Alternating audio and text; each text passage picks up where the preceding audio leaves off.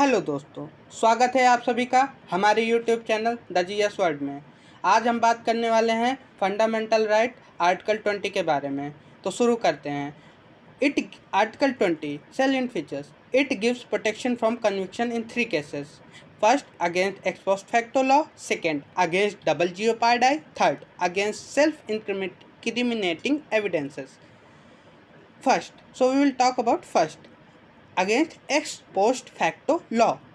Criminal law cannot be retrospective but must always be prospective in nature. For instance, the post Nirbhaya amendment to rape laws enhanced punishment for double rape post 2013 could not be applied to Nirbhaya case. Similarly, post Kathua amendment to the rape laws death sentence in case the victim is minor post 2018 could not be applied in Kathua case, but post Nirbhaya amendment could be applied to Ajit Mills case.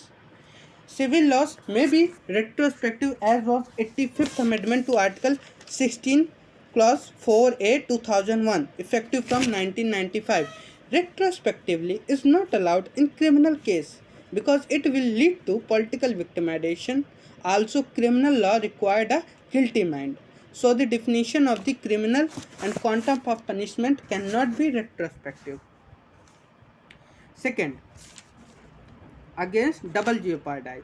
No person may be prosecuted and punished for the same offense more than once. However, there may be one civil and one criminal consequences for the same act.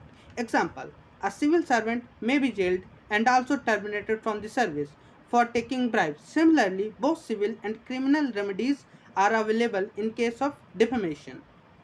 An accused person. Third, against self-incriminating evidences.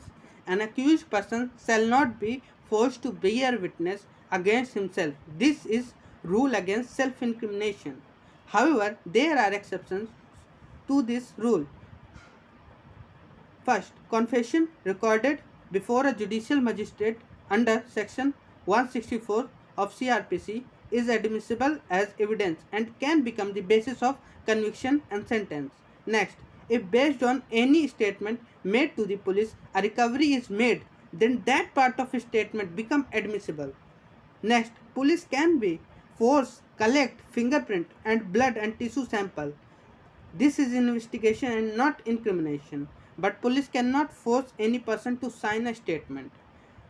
Next, deception detection test like polygraph, live detection, narco-analysis based on truth serum and brain mapping whether may be used in investigation. Supreme Court in Selvi vs. Karnataka 3-judge bench held that first, no one can be forced to undergo these tests because clause 3 gives accused the choice of silence. These tests take away the choices.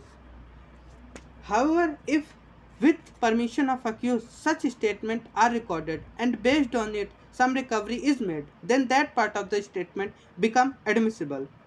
Otherwise, there is no place for these in the judicial system. They uselessly delayed without ensuring certainty.